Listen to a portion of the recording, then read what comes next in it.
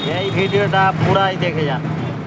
শিউরে ওঠার মতো ও হৃদয়কে কাঁপিয়ে তোলার মতো। বলা হচ্ছে সম্পূর্ণ ঘটনাটা সেমিনার রুমে হয়েছে। তবে এই ভিডিও শেষে এমন কিছু রেকর্ডিং আপনাদেরকে শোনাবো যেটা শোনার পর উপলব্ধি করা যায় আদৌ ঘটনাটা সেমিনার রুমে হয়নি, বরং ডক্টরদের রুমের মধ্যে এই ঘটনা হয়েছে।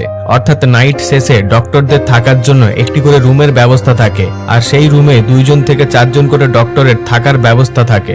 অনুমান করা হচ্ছে তাকে রুমের মধ্যে ধর্ষণ করে হত্যা করে পরবর্তীতে সেমিনার রুমে নিয়ে এসে ঘটনাটিকে আত্মহত্যা বলে সাজানোর চেষ্টা করা হয়েছে। মৌমিতাকে যে 2 জন হাত ধরে রেখেছিল তার মধ্যে একজন নারী তারই কলিগ। একটা মেয়ে হয়েও সে কিভাবে নিজের নারী বন্ধুর সঙ্গে এমনটা করতে পারলো? একটা শরীর, 18 থেকে 20 জন পুরুষ, 113টা কামড়ের দাগ, 150 গ্রাম বীর্য পাওয়া গিয়েছে তার শরীরে। আপনি একবার কল্পনা করে দেখুন, একটা সুস্থ মহিলার কতক্ষণ গলা চেপে রাখলে তার চোখের জলের সঙ্গে রক্ত বেরিয়ে আসে। মৌমিতার উপর নির্যাতন চলাকালীন যে 2 জন তার হাত ধরে রেখেছিল তাদের মধ্যে একজন মৌমিতার ফিমেল কলিগ। একজন কাছের বন্ধু হয়েও কিভাবে নিজের বন্ধুর সঙ্গে বিশ্বাসঘাতকতা করলো? চোখ দিয়ে রক্ত বেরিয়ে আসার আগের মুহূর্তে মৌমিতা নিশ্চয়ই এই ফিমেল কলিগের মুখের দিকে তাকিয়েছিল। চোখের ভাষায় তাকে বোঝানোর চেষ্টা করছিল, আমাকে বাঁচাও, তুমিও তো একটি মেয়ে। ময়না তদন্তের রিপোর্টে দাবি যৌনাঙ্গে গভীর ক্ষত হয়েছে। অ্যান্টিমটে নামে দেখা গিয়েছে বিপুল পরিমাণে রক্তপাতে হাইমেন ফেটে যায়। গভীর ক্ষতের প্রমাণ মিলেছে। 150 গ্রাম দেহরস ফরেন্সিক ল্যাবে পাঠানো হয়েছে পরবর্তী পরীক্ষার জন্য। তরুণীর বুকে আঘাত দেওয়া হয়েছে, শ্বাসরোধ করে দম বন্ধ করে দেওয়া হয়েছে। থাইরয়েড হাড়ে নির্যাতন করার চিহ্ন পাওয়া গিয়েছে।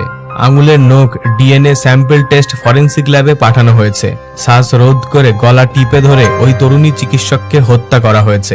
ময়নাতদন্ত রিপোর্ট হাতে পেয়ে কলকাতা পুলিশ দাবি খুন ধর্ষণের আগে প্রচন্ড পরিমাণে মারধর করা হয়েছে এবং অধিক বল প্রয়োগ করা হয়েছে নির্যাতিতা মৌমিতা দেবনাথের উপর। কোন আঘাত কিভাবে হয়েছে তারই ইঙ্গিত রয়েছে রিপোর্টে। এমনকি নিজেকে বাঁচাতে প্রাণপণ চেষ্টা চালিয়েছিল নির্যাতিতা। অনেকটা সময় ধস্তাধস্তি হয়েছিল। ঘটনাস্থলে মৌমিতার যে বারংবার বাধা দেওয়ার চেষ্টা করেছিল তারই প্রমাণ মিলেছে ময়না তদন্তে। অভিযুক্তর হাত এবং মুখের মধ্যে দাগ মিলেছে।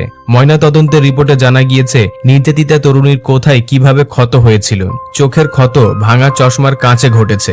সঞ্জয়ের হাত থেকে নিজেকে বাঁচাতে প্রতিরোধ করেছিলেন ওই চিকিৎসক। প্রবল ধস্তাধস্তিতে চশমার কাঁচ ভেঙে যায়। কাঁচ ভেঙে যাওয়ার কারণে চোখের মধ্যে ক্ষত এবং রক্ত বেরিয়ে আসে। মাথায় আঘাত রয়েছে কারণ ধস্তাধস্তির সময় নির্যাতিতার মুখ চেপে ধরে দেওয়ালের মধ্যে তার মাথা ঠুকে দেওয়া হয়েছিল।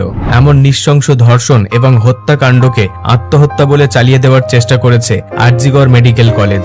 মৌমিতা দেবনাথ পশ্চিমবঙ্গের উত্তর 24 পরগনা জেলার পানিহাটি বিধানসভার নাটাঘর অম্বিকা মুখার্জি রোড সিআর পার্কের এলাকার বাসিন্দা। আরজিগড় হসপিটালের আরো একজন যুবতী ডক্টরের কল রেকর্ড ভাইরাল হয়েছে। আমি এটা নিশ্চিত যে এই কল রেকর্ড শোনার পর এই ধর্ষণ কাণ্ডের অনেক রহস্য আপনার কাছে খোলাসা হয়ে যাবে। তাই অনুরোধ রইল আপনারা প্রত্যেকেই এই কল রেকর্ডটি সম্পূর্ণ শুনবেন এবং সকলের সঙ্গে শেয়ার করে দেবেন। আরজিকর? হ্যাঁ, আরজিকর থেকে ও। বেরোবো। হ্যাঁ, তো আর বলো এবার। বলছি ওটা হয়েছে কি বলতো, ও 2টো অব্দি পেশেন্ট দেখেছে, ঠিক আছে? রাত্রে Patient- 2টো? রাত্রি 2টো, ঠিক আছে? আচ্ছা। 2টো অব্দি পেশেন্ট দেখেছে। দেখে রুমে এসে অনলাইনে অর্ডার করে 4 জন বন্ধু মিলে খেয়েছে, ডিনার করেছে। হুম করে ও খুব টায়ার্ড ছিল, যেহেতু 36 ঘন্টা ডিউটি ছিল, হুম টায়ার্ড ছিল। ও কি করেছে, ওই সেমিনার রুমে গিয়ে হুম শুয়ে পড়েছে একটা রেড কালারের ব্ল্যাঙ্কেট ঢাকা দিয়ে। হুম। তারপরে মানে সেমিনার রুমে এমনি কি